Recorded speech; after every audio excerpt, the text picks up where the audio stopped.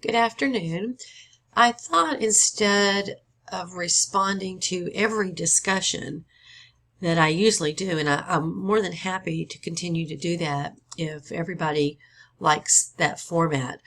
But many times, especially when you're answering a question like the one this week on the making of a serial killer, many times my comments become very generic and I'm responding to the same material. So I thought in this case, when it's not really an opinion question, that I would just go ahead and do one of these quick videos and include too some of the PowerPoint that you had for this week, because that is where this information came from for this question.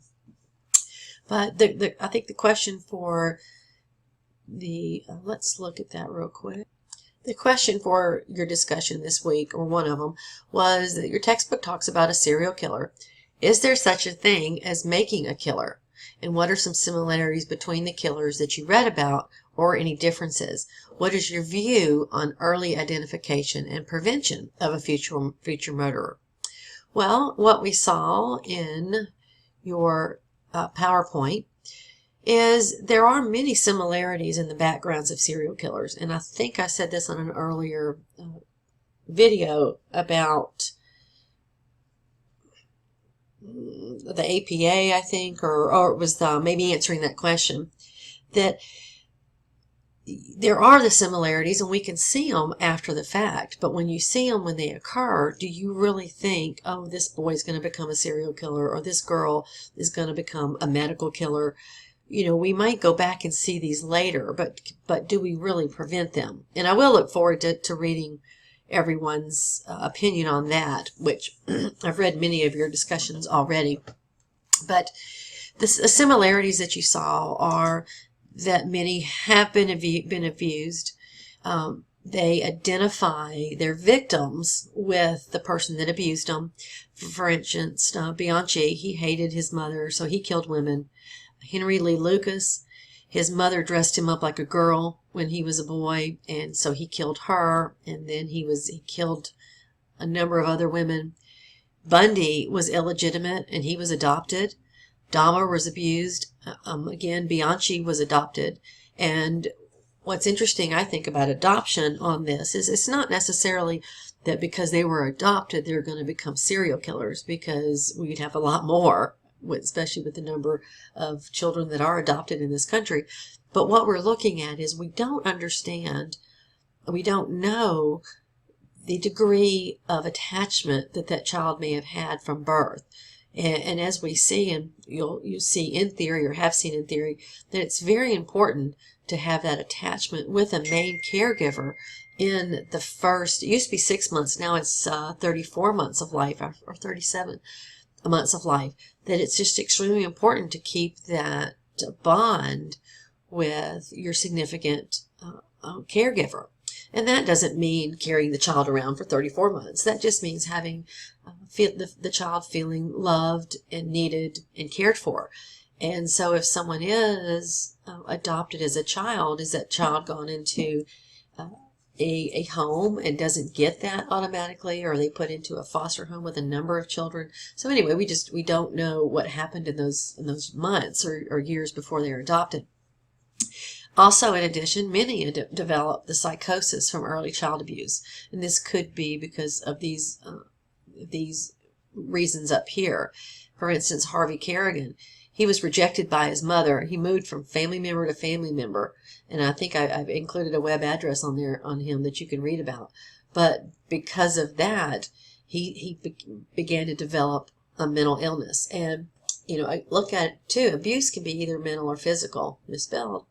But what I want you to realize is that I'm not saying that someone that is abused, or someone that is rejected by a mother or a family member is going to develop a psychosis from this. That's just one of the ways that a psychosis could be developed. And as I said before, I think I said this in my writings last week, that not every serial killer has a psychosis or a mental illness. Many of them do, but I think even in your textbook somewhere that it says they actually don't. have one. It was a student that pointed that out, that it is in there. Also, too, oops, let me go back down here. The additional similarities that this abuse and neglect can lead to the adult becoming needy, wanting attention, and even needing that control. So they need the power and the control over others. As I said, many killers were adopted. The early episodes of violence against people and animals, as well as bedwetting and fire setting, and you'll see this a lot with the bedwetting, the fire setting. You'll see early events of violence, and they may not even be those that strike the attention, but you look back later and realize, wow, look what they started doing. You know, I mean, everybody's heard this before, where you've seen a child acting out and becoming violent. Oh, he's going to be our next serial killer. Not necessarily. That's why I said earlier in that recording that it's hard to know that we've prevented that. And the only way, because it was prevented, so there's no way to measure how many potential serial killers are stopped because of the treatment they may receive or the intervention as a child, just getting the proper care and attention that any child needs. See, I think there's one more on this. Yeah, there's a few more similarities. And as I said, there's some predictors, but there's no one thing that you can look at as a child that causes violence. And it's the same thing when we talk about a mental illness. Every person that has a mental illness or a psychosis or even a medical disease, everything is different. You can't look and say, oh, this person has 10 cells and 2 cells and this is what caused it. There's all different kinds of predictors, environmental factors that can cause these. But the other similarities, there might be some biological predispositions.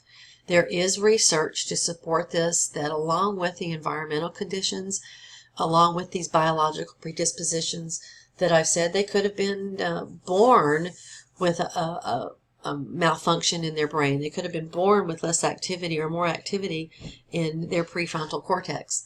And so that, along with where they live and the environmental factors that could lead to things, for instance, like a child that it is raised in an environment where they don't receive the proper nutrition, that can lead to biological problems that were caused from an environmental condition. That's what we're looking at, and I cover that a lot more in theory. So if you're taking theory with me, I think in Module C, I do have a lot of voiceovers that I talk about with the theory, and I will of course include those. But so as you can tell, this is one of my areas that I just love to talk. So I could talk for a long time. But let's look. There's some other factors too. That they could be divorce, it could be marriage issues, it could be loss of employment. You're going to see a lot more of this when we talk about the mass murders, because there's usually a trigger that you're going to find with those that kill on that mass format. But in most of these, they do not begin killing until later in life. You do not see a serial killer starting as a teenager with the same focus that a serial killer has, with that same organization. They may have killed something, or someone may have died at their hands, but you'll usually see their episodes of serial killing occurring later in life. And one more last note regarding the similarities, and we've already seen this, and that's why I think even in one of your quizzes where it was asked, what is the typical serial killer? And I've said this, there really is no typical serial killer. They may have some of the same similarities as we see here. And most of the time, serial killers are male, except for when we look at the medical killers. When we look at those, predominantly you're going to see women. And that is another similarity that we see when we look at those that kill their patients or even their family members within a medical environment. So anyway, I hope that has answered the question on the discussion. The first one I think that I was talking about here. Let's see, where is it? Right here on the discussion board 1 and discussion board 2. I'm probably not going to do too many comments on that, because you're going to be reporting to your classmates really on what the site reported and what's your opinion on the truth of the topic. So that one might be a little bit, do you agree or disagree? As long as you support your answer on that, you'll do very well. Also, too, if you don't like me doing it this way and you'd rather I did respond to your discussions in more specific detail, please just shoot me an email, and I'd be more than happy to do that as well. I do like to read them, and I do like to comment. So you'll still continue to see that. And sometimes though I don't comment on every single one, and it may just be because of a time limit or something. But please, like I said, always, shoot me an email, shoot me a text, let me know if there's anything else I can do. Said again, I'll be more than happy to pull up a topic, as well as I think too, while I'm doing this really quickly, in the one of the quizzes last week, when one of the questions was asking about the characteristics of a serial killer, and I had a couple questions on that, and one of them it did say, and I think I did address this a few minutes ago, that one of those responses was that a serial killer has a mental illness or is mentally ill. And that does, when it says that, a number of people picked that, but that was not correct. Not every serial killer has a mental illness. So that's why that answer was not correct. And I did go back and add some points in on some of those. And I think even on those that you have multiple answers, I want to make sure that those are being graded with partial. So if you get 3 out of 4 right, you should be getting 75% of the points. So I'll be sure and check that again for you. And again, send me your emails.